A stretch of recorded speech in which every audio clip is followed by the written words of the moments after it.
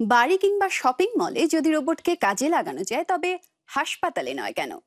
Surgeon কম্পিউটারে দাঁড়িয়ে রোবটকে পরিচালিত করবেন। রোবট রোগীর শরীরে অস্ত্রোপচার বা কাঁটা ছেঁড়া করবে নিখুঁতভাবে। আবার রোগীদের জন্য খাবার নিয়ে আসবে, তাদের জ্বর মাপা হলে তা লিখেও রাখবে। জার্মানির বোখুম শহরের একটি হাসপাতালে কিভাবে রোবটকে কাজে লাগানো হচ্ছে, চলুন দেখে আসি। 2 ঘন্টা ধরে অপারেশন চলছে। সার্জনরা অপারেশন টেবিলের পাশে দাঁড়িয়ে। রোগীর অন্ত্রনালীর ক্যান্সার, কম করে আরও 4 ঘন্টা অপারেশন চলবে, বেশিও লাগতে পারে। নার্স আর ডাক্তার ছাড়া বখুমের আগুস্টা হাসপাতালের অপারেশন থিয়েটারে একটি রোবটও আছে, তার নাম দা ভিঞ্চি। সে যে কোনো মানুষের চেয়ে নিখুঁতভাবে স্কালপেল ইত্যাদি ব্যবহার করতে পারে।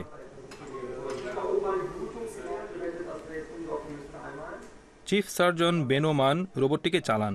তার প্রতিটি নড়াচড়া রোগীর শরীরের ভিতর রোবটের হাতগুলোর নড়াচড়ায় পরিবর্তিত হয়, 1 মিলিমিটার হেরফের না করে। এছাড়া রোবট ক্লান্তি বলে কিছু জানে না।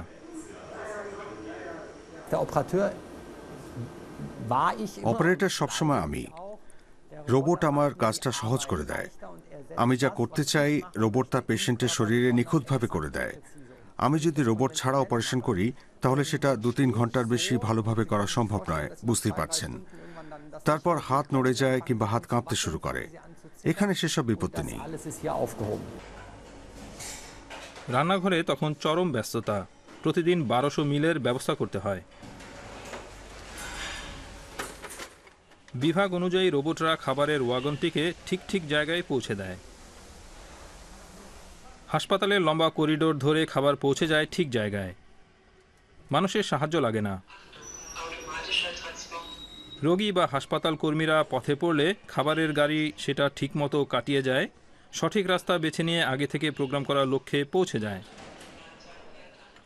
রোবট পৌঁছলে নার্সরা খবর পান যে এবার রোগীদের খাবার দেবার সময় হয়েছে।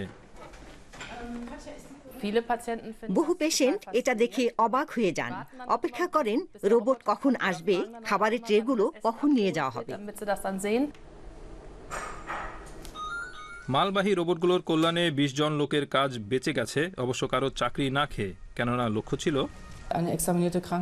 একজন প্রশিক্ষণপ্রাপ্ত নার্স পাওয়া আজকাল খুব সহজ নয়। তার উপর যদি এইসব নার্সদের দিয়ে এমন সব কাজ করানো হয় যার সাথে পেশেন্টদের পরিচর্যার কোনো সম্পর্ক নেই, যেমন জিনিসপত্র আনা, তাহলে সেটা একটা অপ্রয়োজনীয় কাজ। এক্ষেত্রে দেখতে হবে কাজটা আর কারো দিয়ে করানো যায় কিনা, যা আমরা রোবটদের দিয়ে করাচ্ছি।